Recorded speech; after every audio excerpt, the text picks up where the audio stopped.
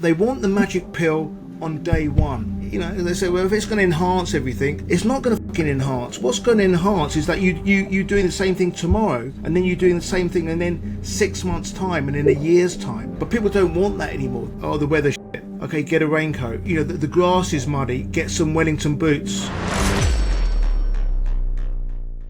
What's up, everybody? We've got Michael Mason out at the UK on the Millionaire Mentorship Podcast, and I'm so happy to have him here. In fact, we tried to do this before. We had an issue with my Wi-Fi or his Wi-Fi or something, and we couldn't get it done, but this guy is such an inspiration. In fact, he was 59 years old then and just had his birthday. You can catch him doing burpees, everything, carnivore diet. He is just a fitness guru right out of the UK, should make the UK proud. What a specimen, this 60-year-old man. And if I can be this in this good a shape when I get to his age, or right now even, I'll take it. So, Michael, welcome to the program, man. Sorry we had to redo it. Well, it's nice to be back again. Yeah, I appreciate it. I appreciate you willing. I think you have so much to offer and so much knowledge and your story and your journey. And I wanted to start there because I really enjoyed hearing about your journey last time and how you've gotten to where you are at right now. Kind of like growing up in England, and you told me a little bit about your childhood and stuff like that. So if we could start right where we left off, that would be optimal. Trying to sort of like, let's say sort of like, condense it. I mean, I don't think I was any sort of different to anyone else really, growing up to a certain age. I was involved in sort of like sports and karate from an early age, and that was always my passion. I think we said last time, back in the early, I was born in 64, but like the early 70s, programs came on TV. If you had a TV, and then you had to wait a week, 2 weeks, 3 months to the next episode. So life was just full of imagination and playing games with what was in here and manifesting it in a physical sense. But I grew up. I didn't particularly like school when I got to 11, 12. And one thing I knew is that I knew that I was clever. I knew that I was intelligent. But things didn't really seem to sort of fit with me. It seemed to me then, as long as you had a good, you were able to remember stuff, then that's what made you, let's say, successful in school. And my memory was shit. It's even worse. It's even worse now. I used to sort of, I suppose I'd remember things that I enjoyed sort of like doing. Anyway, I didn't really fit, I wouldn't say I didn't fit in at school, but I didn't fit in with the way that the school was trying to sort of educate me, put it that way. And I was pretty sort of normal really up until sort of 13, 14, 15, 16, things started to sort of change a little bit. 18 to 22, I ended up with a drug and alcohol habit. And at 22, I decided that wasn't the route for me. Not as simple as that, but I just knew that wasn't. And it was then in 1986 that my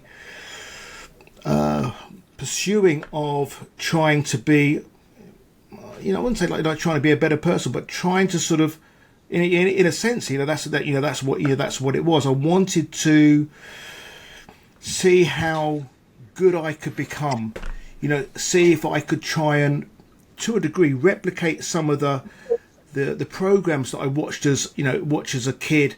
People who had superhuman powers, and Bruce Lee right. and David Carradine in Kung Fu, and there was a well-known series in the 60s called The Champions, and I remember watching it, and there was these three guys who they ended up in the airplane crashing. They were taken over Tibet. They were taken in by monks and given special powers. And that was, and within that, there was something there that was saying, yeah, you can develop sort of, not necessarily the powers that they had, but you can develop yourself to be a much better, stronger, functioning, human being. And so And that pretty much brings me up to sort of now, because ever since then, it's always been about how can I become, how can I polish the diamond a little bit more? How can how can I chip away?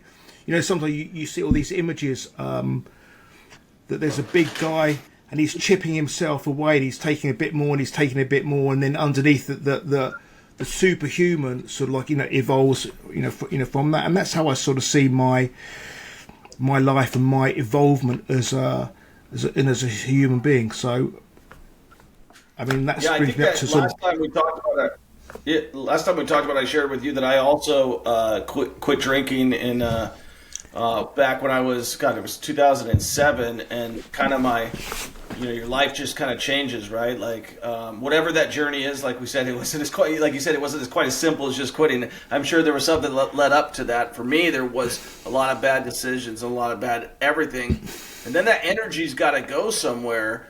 And I know that your energy went into you got into martial arts a lot, right? Mm-hmm. Yeah, and did you?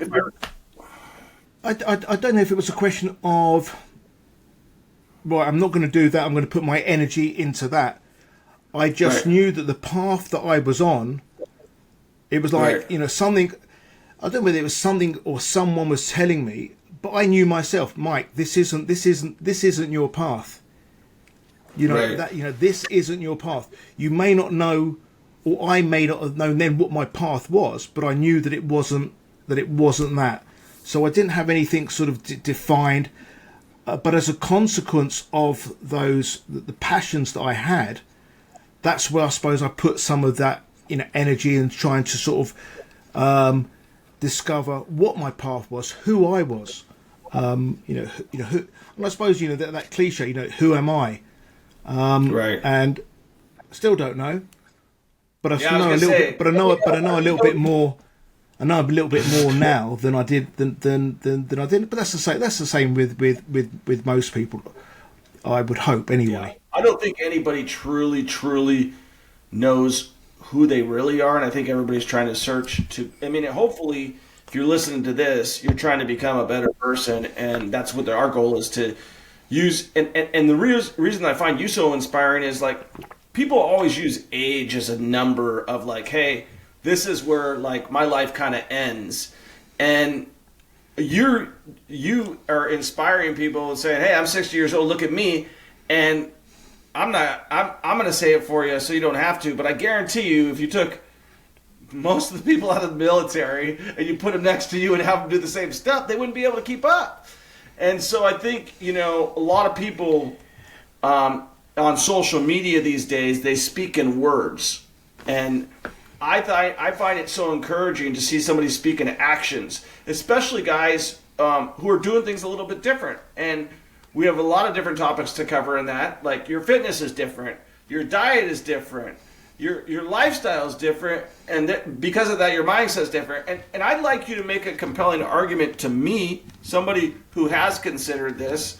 And I know that there's a lot of sacrifices to be made, but like this carnivore diet that is getting a lot of publicity now. It sounds great to eat meat and butter, but obviously you miss some of those wonderful things. Like I know you said you're not a perfect person by any stretch of the imagination. It would be very difficult to be, but talk to me about your fitness journey and how you kind of got into the carnivore lifestyle. I never stopped. I didn't decide one day, like, I'm going to change. I'm going to do this carnivore diet. My carnivore diet has come through, and let's say from the age of 22, trying different things. And I became vegetarian because I wanted to try it. I became vegan because I wanted to try it. This was back in when I was 20 something, and then you can get away with a lot more stuff at 25 than you can at 55. At the time when you had to go to a library to get a book to read up on how to cook beans and how to soak beans and how to make something tasty with tofu, which is I think that's still fucking hard anyway. But it's.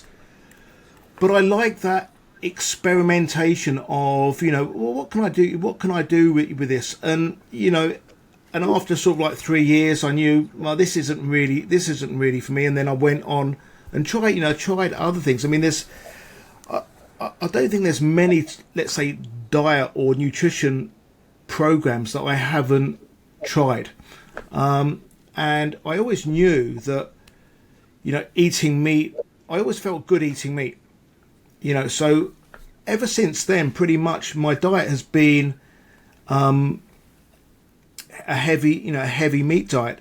It's just that over the years, I've got rid of like certain things that I thought were good, for me, that I don't actually feel so good about that anymore, etc. So it was an experimentation of just getting rid of the things that didn't work, keeping the stuff that did work. And so what is like a meal for you right now, Michael? Like, so I mean, I had tonight. And the last couple of days, I've just been doing one meal a day. It's just a little sort of like it just happened. I had steak. I had eggs. I had some ground beef. I had some yogurt. I've drunk a lot of tea. Drank a lot of coffee. Not too much coffee today. Water. And that's been it. I mean, I've eaten a lot. Had the fat with. I've just got some really, really good beef at the moment, and it's just fantastic. So, and that pretty much is what I eat generally twice a day. I only eat twice a day. So, and has that diet come from just hunger or habit, or is there a strategy behind eating once or twice a day? No, sometimes if I don't like to rush and eat. I don't like to, eat on the go. If I'm going to eat, I want to eat something, really, really nice. Sometimes that's not possible. So the strategy of like not having that let's say that first meal or the early meal works really, really well. If I'm up early and I've got to do a lot of traveling, I'm a little bit more switched on, a little bit more alert. I'm not, if I'm driving like a long distance, I'm not feeling tired because the body is trying to digest the food. So it works very well for me in that context. And it's also, you then become in charge of your body. You then become in charge. So I'm not then, I've got, in terms of like my blood sugar, I'm thinking, I've got to eat, I've got to stop, I've got to eat, otherwise I'm going to pass out and blah, blah, blah. It's that I just feel, good. And if I didn't eat this evening, I could have quite easily and then just had something tomorrow. So then I'm in, I just feel it's an empowering, what's the word? It's an empowering state to be in when you're able to control what you eat and when you eat, and you deciding when you eat and what you eat, not the other way around. And I think for most people now, it's the other way. It's the other way around. It's like the rush. I've got to eat something. Don't care what it is. I've just got to get something, and I can't wait. Yeah. For 2 hours to have something decent. I'm just going to go and buy this shit snack, eat that now because I'm hungry, and I've got, and God forbid my blood sugar goes down, or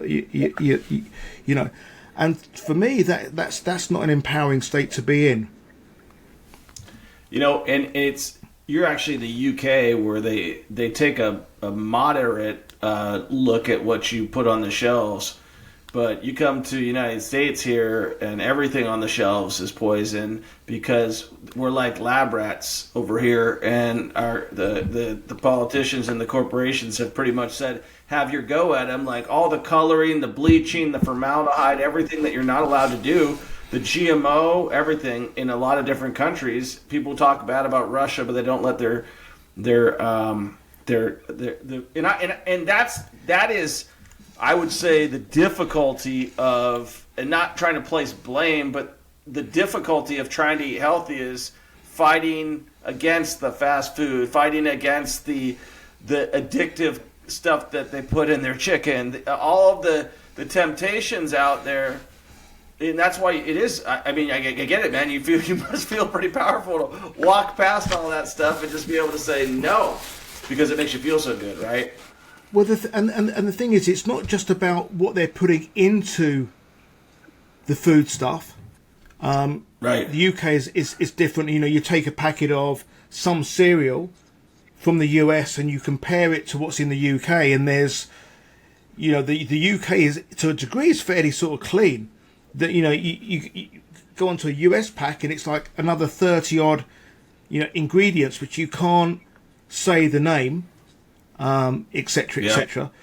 But it's not just the food, it's what we're told to do in terms of when to eat. Oh, you need to eat smaller meals spaced out over the day, 5-6 meals a day. You must like graze, because someone in their brilliant imagination and you know, God-given, whatever they call it, decided that we should eat like cows, because humans are exactly like cows, you know, that graze all the time, and we're not. You know, we don't have to eat every 2 hours, like some people suggest. And then when we are eating, we have to get our 5 servings of, call it carbohydrate and fruit and juice, and if you're lucky, at the top part of that pyramid, or maybe you'll have a 2-ounce piece of lean fish or lean chicken that's got the chemicals and all of that. And it's like, it's just sort of bullshit. But, you know, I tend not to, you know, as a, you know, person who's got, you know, a fairly sort of like large sort of following, I don't tend to sort of put my, you know, flag in the sand and do all this, you know, flag waving. And, you know, I just try to be, I just try to be the example. This is what I do. I don't eat that shit. This is what I do eat. This is how I train. This is how I move. This is what I do on a daily basis, and I feel great. Let's talk about that. Like, break us through your daily routine, because I was shocked when you told me about it last time. So the three, you know, the three main parts, the fundamentals of, let's call it, the Mason Survival Protocol, and it's nothing new. I haven't invented that. Is that I do breath work, I do moving, and that moving may be intense moving, it may be loaded moving, with weights, but I'll be moving. You know, I've got a dog, so I'm always out with the dog, whatever the weather. You know, it's like, you know, the dog doesn't care. He wants to go out. I want to go out, and I eat, you know, let's say clean. I eat a high protein, good amount of fat, low carbohydrate diet, and it's those things together that creates, to me, like, you know, the magic a day at a time, because you've got to keep doing it daily. You can't just do it.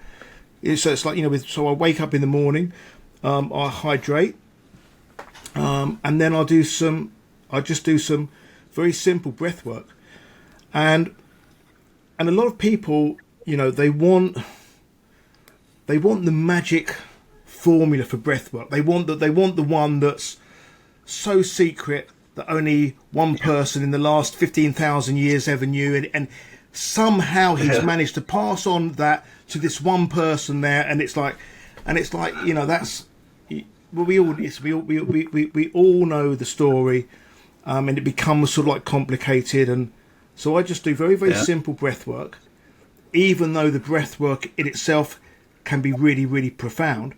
Simple breath work that I know that I can do today, tomorrow, the day after. And the people that I coach, the people who come onto my, you know, retreats, right, I don't want to, you know, baffle them with science and baffle them with complications that they can do while they're with me, but on the day that they leave, or the hour after, or the next day after the coaching session, they've forgotten what to do because it's too complicated. I want them to go away with something that they can practice daily, and that's what I do with breath work, what I do with how I eat, and to a degree, well, it is fully how I train, because how I train is based on knowing three fundamental movements. Squat, pick something up, push something away. So and so I've just got variations of that based on good fundamentals. Yeah, in your gym, for those of you guys who don't follow Michael and would like to, he posts his workout on Instagram all the time. We'll link to that, and you can give us a shout on that. But I mean, you've got a quite simple setup. Most of it is you moving your body, picking something up, like you said, or using the squat apparatus, and it's always the people who feel like they need all the equipment and everything else and never get started. But you could do more with just your body, really, and motivation than you can probably do with anything else.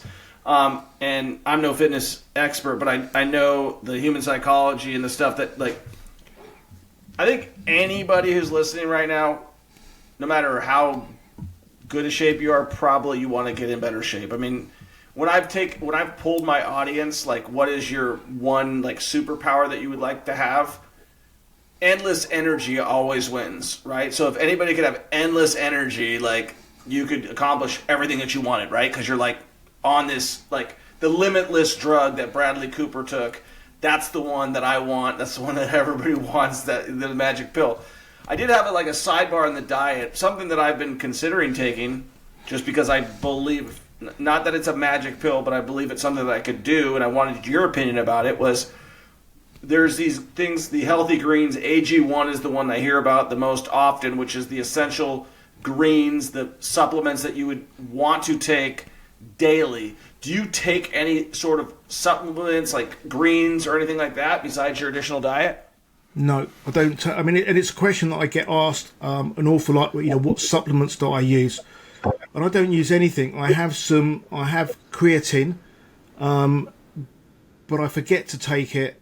And although it's not the most widely sort of studied supplement, it doesn't seem to have any sort of negative effects. Only, and all the studies show that it can have a very, very good effects on the mitochondria.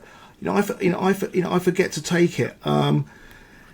So it's I don't take anything, and it gets back to that thing. People want the magic pill.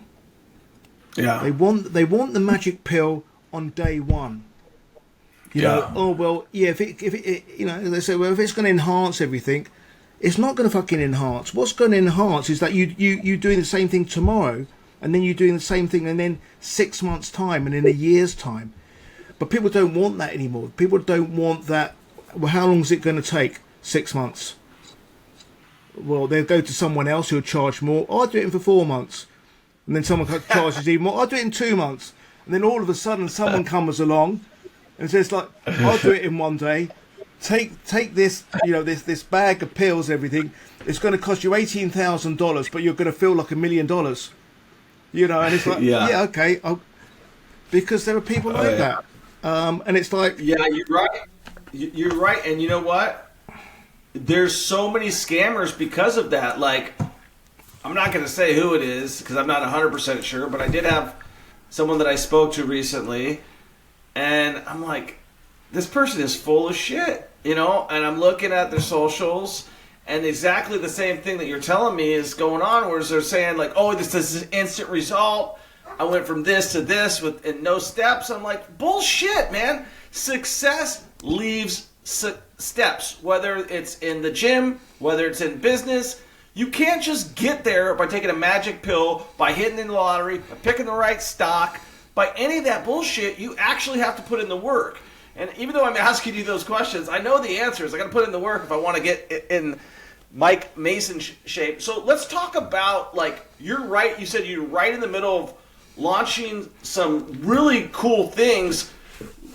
One, because I think it's awesome that you're able to be in the UK, inspire people like myself and other people that follow you, and now you're going to be able to launch other businesses because of it. So talk about what you've got going on right now and what you're trying to help other people with. So I run So the main thing is I run a carnivore retreat. The last one finished 2 weeks ago. So it's a week-long carnivore retreat, and basically it's me. It's learning what I do. I try and share everything that I know about everything that we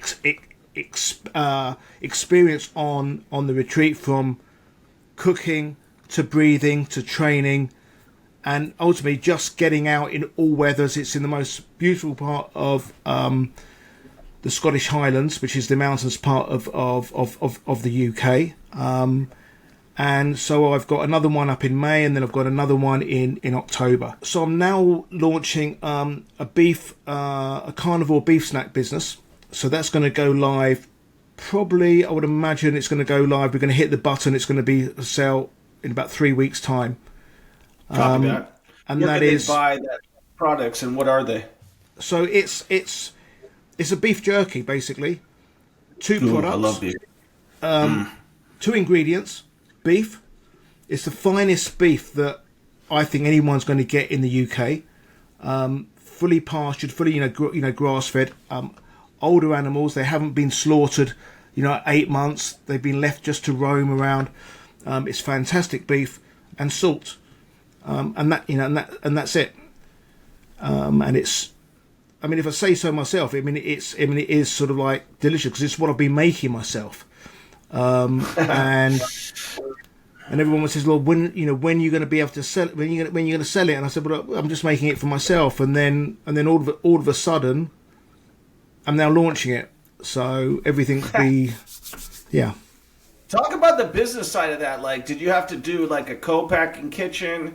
How did you set that up? Like, are you like packaging the stuff yourself? I mean, how's that working from a business side of things for you? Well, because I've been doing what I've been doing for such a long time, eating meat, buying it from farmers, from fantastic producers, becoming friends with, all of every piece of meat that I eat, I know everyone personally. I've shook their hands, whatever part of the country that it's in, and it just so happens that I have a friend who he breeds pigs. He breeds some of the finest pigs you're gonna find, manglets of pigs, and he has a unit where he makes the most amazing charcuterie, like the best charcuterie you can get. It equals what you can get in Italy and what you can get in Spain, and so that all came around because he's just a really good friend of mine. So right. I'm utilizing that network of Awesome. Passionate people who make fantastic things in their own right, and then just creating a business around that. So it's been, I wouldn't say it hasn't been easy. I mean, there's lots of things that you have to do, but because of that network that I've built up, it's made it a whole lot easier. Yeah, I mean, it's not what you know, it's who you know, right? Like, because Always. you could have a million ideas, and anybody who gets themselves in a jam before, and you're like, who do I call? You better know the right people. And when you're launching businesses, to have access to people, like, I mean, you building up this network for years, these people's trust for years, your relationship with them, and then a business idea happens, they know that you're not some fly-by-night beef jerky salesman, that you're actually living, breathing example of the products that you're selling out to your audience that they're requesting. And that's super cool to hear about that journey. And I'm very excited for you for that. And I hope it goes extremely well for you. And I know what you're trying to do is improve other people's lives. And that's awesome. Talk about like human optimization coaching. What does that entail if somebody's looking to get that from you? The people who I coach, everyone comes in with a different focus. Yeah. But everyone suffers, and none of them will mind me saying, everyone suffers with the same thing. They can't keep it up. They can't. They can do it for a week. They can do it for 2 weeks. Right. They can't keep it up. Week in, week out, month in, month out, And irrespective of what they can afford, or not, they're people who've got every bit of equipment. They have every let's call it privilege that enables them to spend money or use their time to do stuff like this, but they don't have that consistency mindset, and that's the what links everyone together. People will come, oh, I want the special program. There isn't a special program. The program is do it every day. That's the program. But people I want the special breathing techniques. I want your special way of moving when you're doing, I don't know, let's say a squat or a deadlift or a slow rep, because that's what I think is going to work for me, and I need to do more. I need to do more more of that. Or I'm going to do carnivore. But you've got to keep doing it. You got to name it something special if you want it to be special. Listen, in the USA, just talk to our politicians. If you want to sell something to the people of the United States, just call it something exactly opposite of what it is. Like if it's really hard work, call it the easy no work program.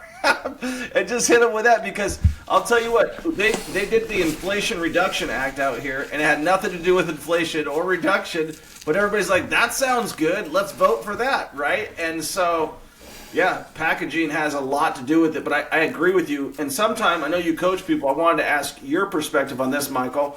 A lot of times when I'm coaching people in real estate, and I know that it takes hard work, and I know that it takes discipline and sticking with it every day, and it's not going to happen overnight. And this is something that we talk about. And then you see people that come into the coaching program and they just kind of disappear. And as myself, I start to think, am I a bad coach? You know what I mean? And then I see people who are super successful, and I'm like, okay, well, I'm a good coach. So how do you, as a coach, balance some of your students having that mindset, just dropping out? Do you try to get them back in? I mean, how do you deal with that? I'm just interested from my personal perspective.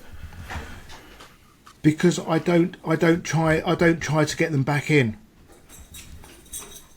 Okay, easy enough. So if they're out there. So what I mean by that is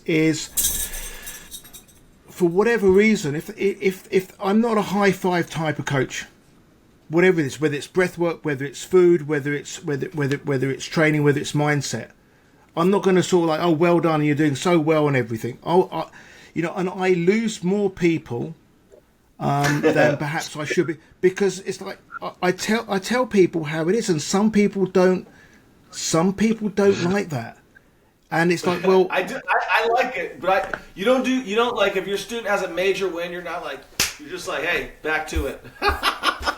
So so if they drop out because it may be that they then open the door for someone else to come in to replace that space.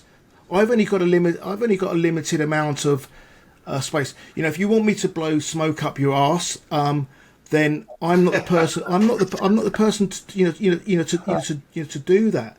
And some people find that quite intimidating. I'm not here because you paid me X amount of dollars or pounds to tell you what you want to hear. You're paying for my expertise in whatever, plus the wisdom, plus the stuff that I know. Sometimes I get it wrong, but that's what you're paying for. And if you don't like the way that I deliver it, then so I don't sort of, once they're gone, that's it. They have their reasons. I don't take it personally at all. Right. Yeah. No, I think that's good for you to say. And sometimes I struggle with that, because you want for me personally, I want to see everybody succeed. And then it's hard to rationalize somebody spending money to do something and then not doing it. But then you hear about these people, like you can go to a sporting event where the tickets are $1,000 and you're sitting next to them, someone bought them and they're empty. because they just don't value their time or their money. And, as somebody who's 60 years old, I had a question for you. So I'm talking to my friend the other day, his father, who we're very good friends with, and he's 91 years old. His wife is 85. The guy's still active, doing projects. And, he kind of feels like he's up against it. He's like, man, I'm 91. I don't know how much longer. I said, you're still moving around doing things, doing business. As you look ahead at things, where do you see yourself going? That's a good question. I never understood age. I never had any understanding or any, what's the word? I never understood age. I don't feel any different now than I did when I was 20 or was 30 years ago. So, how I see myself in the next sort of like 10 years, I don't sort of think, oh shit, in 9 and a bit years, I'm going to be 70. I just think it's like, well, it's about what I'm doing today. I've got these, these businesses that I want to expand. I want to be able to share more, more of that. But ultimately, it's how I live each and every day. So I don't have a winding down goal. It's like, okay, you're going to start retiring, and all of that. I want to, obviously the goal and the aim, if I do have an aim, is to be exactly how I am in 10 years' time. Exactly how I am in 20 years' time.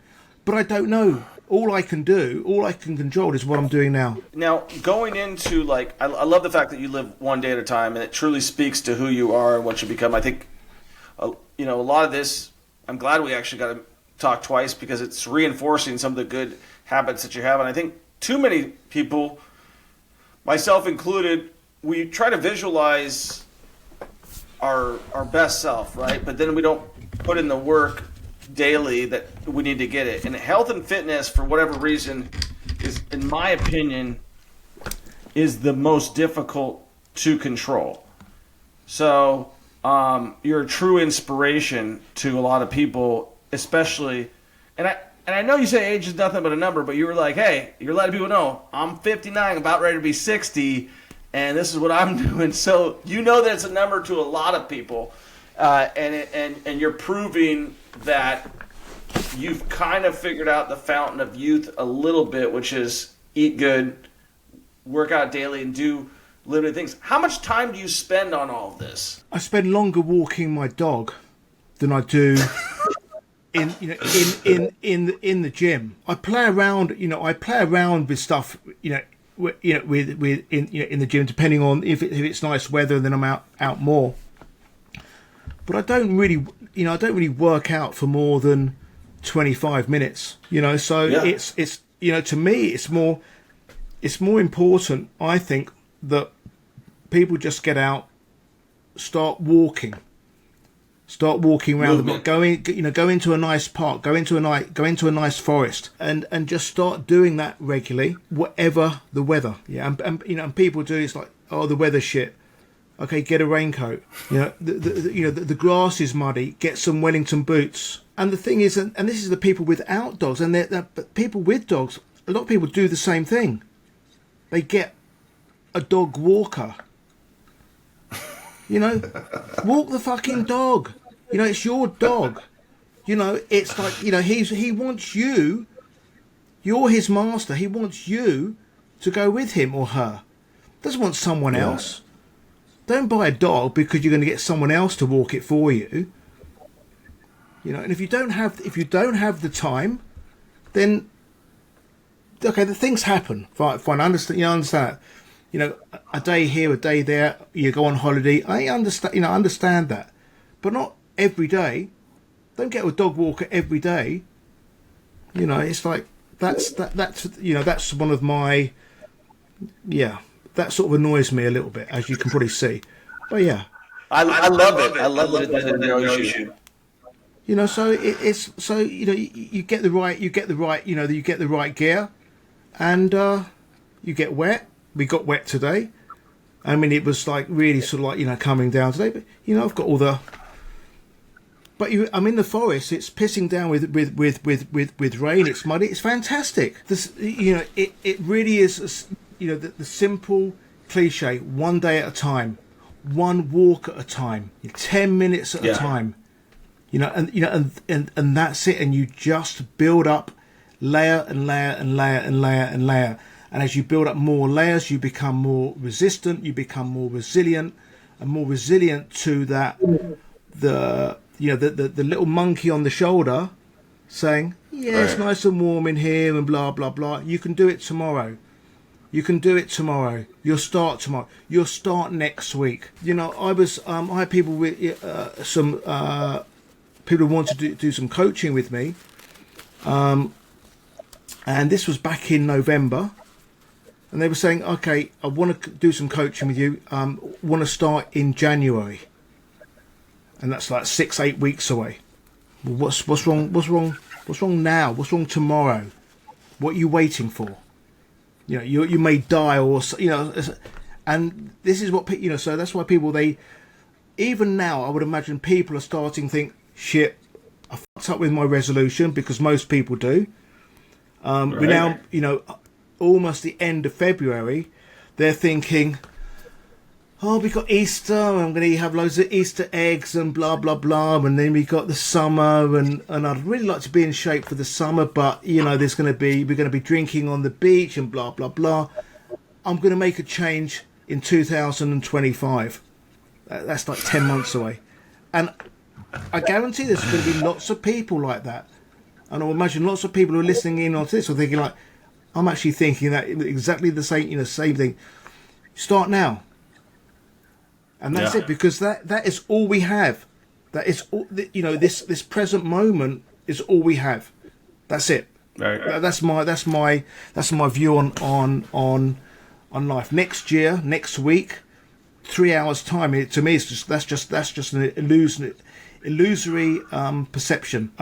Mason Survival on Instagram, and that's the only bit of I don't really use YouTube or anything else, but on Instagram is where I'm most virulent. Did you ever want to invest in real estate? Did you ever want to live the life of your dreams? Did you want financial freedom? We have a free Facebook group, the Millionaire Mentorship Facebook group for real estate investing. Make sure you join. The link is in the description. If you want to schedule a free call with me and my team and you actually want to start, I would suggest you do so. We have helped hundreds of people change their lives, and all they had to do was get started. They booked a call with me and my team, and they got the ball rolling. And I'm so confident that if you don't get your first or next investment property within the first 90 days, you don't pay, and I'll give you $1,000 cash. That's how confident I am. Obviously, you got to take action. You can't just do nothing and expect that to happen, but that's life. Life's all about taking action. Make sure you give this podcast a 5-star review, share it with a friend, and take action.